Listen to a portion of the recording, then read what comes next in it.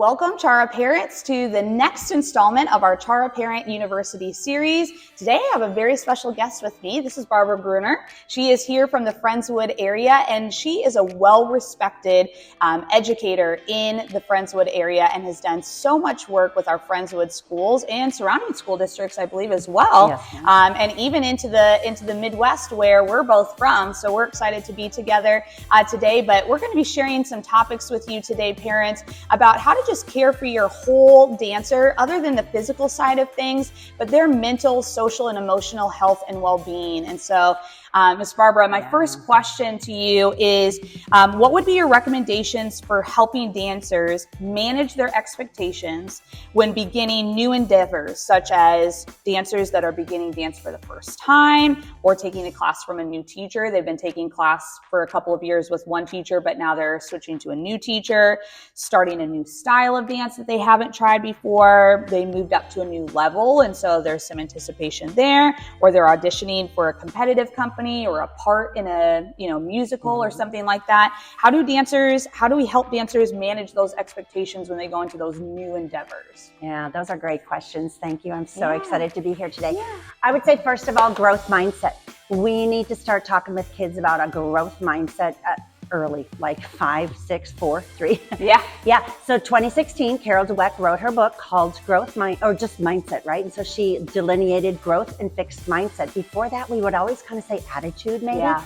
But coining that word mindset made it so much easier for us to tangibly say to a kid, this is my mind when it's open. This is my mind when it's not. Yeah. And I come to all sorts of situations with a fixed mindset based on my biases, my stereotypes, my upbringing, my past failures.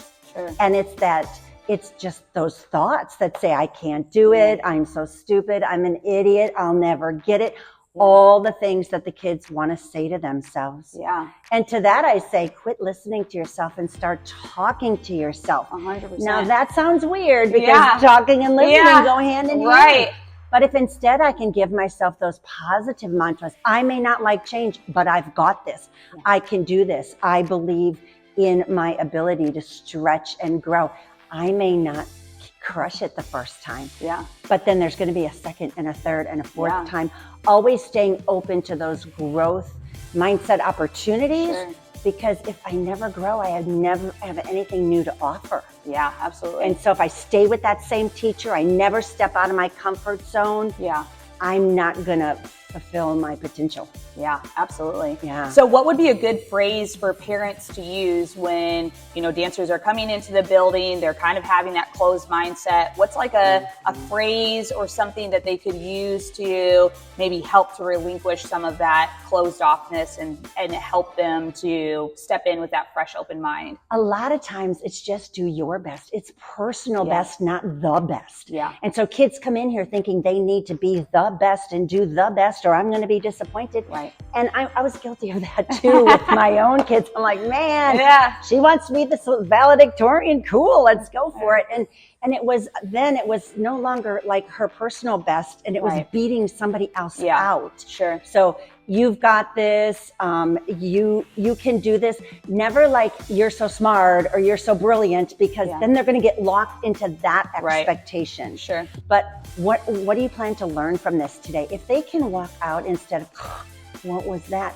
What did I learn today? Yeah. Because there's always an opportunity for growth. For sure. Absolutely. I think the second thing is to set some goals. Now, my favorite goal setting is WHOOP goals. Do you know about that? No, I don't know about WHOOP goals. 4-step process. Okay. I most recently learned about it through Character Strong, but digging in, it's been around for a while. Okay. Number 1, the W is a wish. So that's going to be my plan. Okay. But first I have to wish it. I have to set out, like, do I want to be in a level 2? How long is that going to take? I just set out all of my plans, my goals, right? Sure. Then I have to look at obstacles. Okay. I have to be open-minded about what's going to come my way. Right. When my daughter was pitching, she had to pitch under duress. So the coach would say, hey, batter, like try to distract her. Right. And she worked for 52 weeks to try to pass the distractions test. Wow. She had two choices. She could give up or she could keep going. Yeah. And so she had to make micro goals within the big goal because what was getting in her way? The coach calling her, you know, a loser. Right. Someone from the crowd's going to do that, and you have to be ready for that. Yeah. So you front load. What are my potential obstacles? Right. List them all out. Yeah. Worst case scenario. Yeah. There is no bad what if. Okay. We can't conquer it if we don't know it's there. Right, 100%. So the next thing is the outcome. Now, WOO, the second O is, what do I want to do? I've labeled the obstacles. Yeah. What is going to be my outcome? Right. And again, it doesn't have to be this in a year, I'm going to be, and they can just be micro. They can be in 2 weeks, in a week, in a month. Sure. I can be on point or whatever. Yeah. The P is the plan. So now I take my wish, my outcome, and my obstacles, and I weave them into a solid plan. Yeah. It needs to be timely. I want to be able to measure it, like all the things we've done with SMART goals. Right. But it's all wrapped up in that whoop, that one whoop, and it's called a whoop goal. If they don't have a goal, they're just showing up and wandering aimlessly. Right, sure. So I think that goal, especially if they've failed or stumbled, is really important. Yeah, awesome. I love that. And to remember that fail is really just first attempt in learning. Like it's not, I'm out of here, I suck, you know, I'm going to a different sport. It's, I fell down and I can't ever get back up if I don't fall down. Yeah. So I want to fall down. How many times do skaters fall down? Oh gosh. They go into ice skating knowing they're going 120 times to do whatever. Yes. So we have to, they have to know ahead of time. Yeah. There will be obstacles. Yeah. Can you say that one more time? First attempt in learning. I love that. Fail. That's golden. That's gold right there. Mm-hmm. Thank you, ma'am. Of course. When dancers experience disappointment in their dance training, kind of what we're talking about here, and don't meet a goal they had set for themselves, what are your recommendations for parents on helping their dancers to be resilient and get back up and keep trying? What are things that parents can do? I think, you know, oftentimes as parents, we just want to like cradle them and, you know, swoop in, but is that the right thing to do? What can we be doing to help them get back on their feet and build up that resiliency to keep going? I'd say at first let them cry it out because their emotions are raw and they're disappointed. That's okay. Yeah. For a long time, we have not wanted our kids to be disappointed. Sure. Today, a little boy, his necklace broke and he started to cry and a girl said, "Are you actually crying?" And I'm like, cry away, baby. Someone broke your necklace and it must have been important to you. We have to let them emote. We have to teach them how to emote. Sure. When they're done crying and they're in a better place, I know, first of all, what not to do. Well, that judge must have needed glasses. That is not helpful for anyone. And again, guilty of that because I thought, man, she's ready. And then the judging didn't go our way. Right. That's not helpful. Yeah. So go back to the goal. Like, okay, now what's your plan? Right. Today, it wasn't your day. Yeah. Today, it wasn't your day to be a Wranglerette. But you still have 3 more years. Right. What can we work on? What can you fix? What different approach?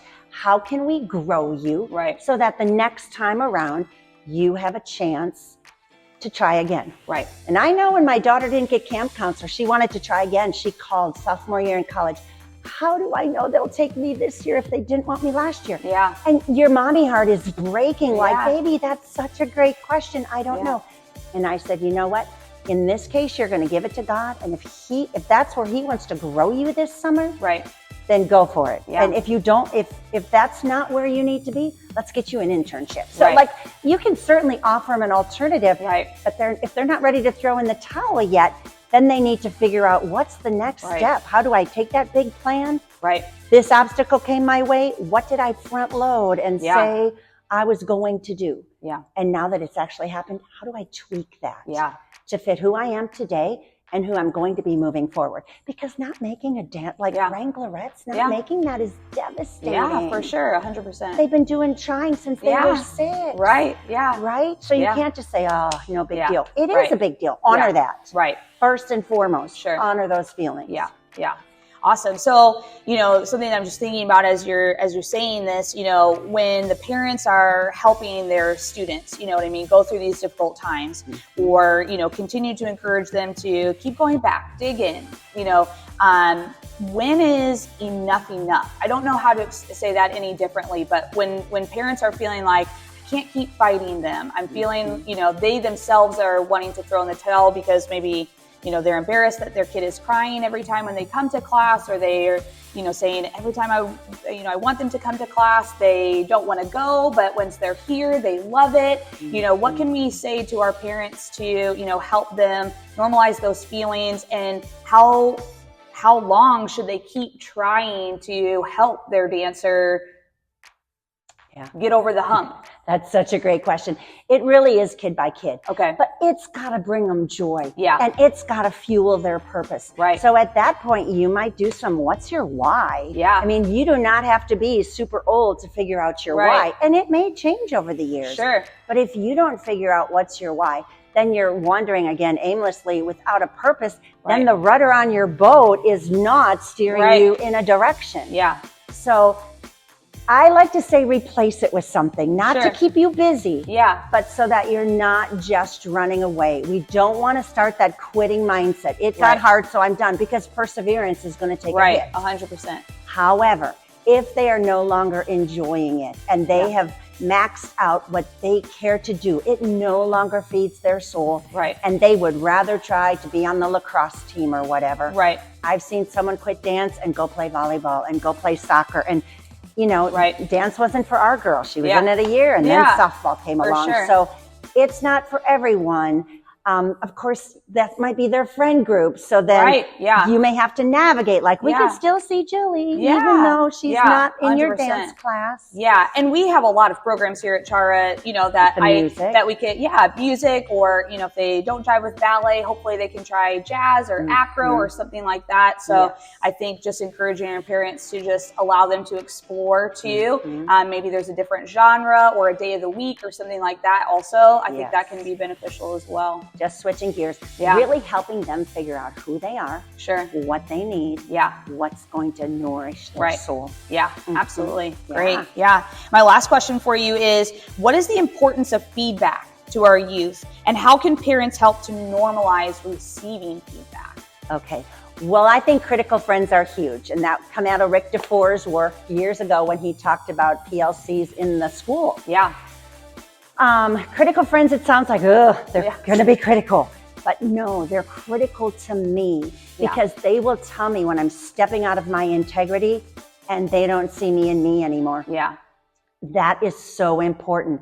But if I never model that at home, if I never give my husband feedback, he never gives me feedback, or who's ever the grandparents, who's ever helping the caregivers, they're not going to do it by chance. So it has to be intentional. Yeah. So we learn to give each other permission for feedback, but it's not rude or ugly. It's done with heart. My dad used to call it carefronting people. And you would confront the problem, he said, but you carefront the person. Yeah. And you're able to say, gosh, Megan, the other day, that wasn't your best performance. Is something going on? Yeah. And then it doesn't push you back into a corner, but you probably already know it wasn't your best performance. Right. But if I'm that kind of critical friend, and we have set that up ahead of time to say, we're going to be honest with each other, come what may, then we set ourselves up for a successful relationship, friend to friend, mom to daughter, son to father, whoever. Right. And then it follows into boyfriend, girlfriend. I mean, it follows in the workplace. Sure. So I'm able to say, listen, I'm not seeing you in you today. Right. What's going on? Yeah. Or would you like some feedback? You can always ask for permission to give the feedback. Yeah, absolutely. If they're not ready for it, they'll say no. Yeah. You come back again in a day or two. Right. Right. Yeah. 100%. Yeah. I think in the arts, it can be so feedback heavy. A lot of our dancers who are in, they're in class, and so you have your teacher that is providing feedback to help you get better at the skill, and then our dancers who are in, competitive company are going to competitions, and there the judges are providing them with feedback too. And sometimes I think it can be almost like an overload of feedback. And so just reminding the dancers that the feedback is there to help them learn and grow, and to have the parents and the teachers and the directors come alongside the dancers to help them dissect that feedback so that they can you know, what can I do right now? Keep what they need. Right, exactly. What is subjective? You know what I mean? Those kinds of things there. But I just want our dancers to know exactly what you're saying, Carefront, that the feedback is being given with the utmost care. You know, the teacher is trying to serve the dancer and to help them. So I love that. That's great. It's going to bring us back really to the growth mindset. Right. And moms and dads, you might not want to be the feedback right now. Right. If your daughter or son is already getting feedback from these other people, right, then you might just be the sounding board. Sure. Or help them tease out, hey, what feeds you right now? And what was just, you're not ready for it, or it seemed off base to you. Right, right. Yeah. And that, I think, would be so empowering. Yeah. The idea is to empower them so that they don't need us anymore, right? Right. We're trying to work ourselves out of a job. Sure. But we don't want to be absent. Right. But we also don't want to hover, lawnmower, or whatever all of that's called. Yes, ma'am. Absolutely. Well, thank you so much for joining us today for this video. And I hope, parents, you got some nuggets out of that there. And we're going to see Miss Barbara in a couple of months with another video on some more information for you. But take care.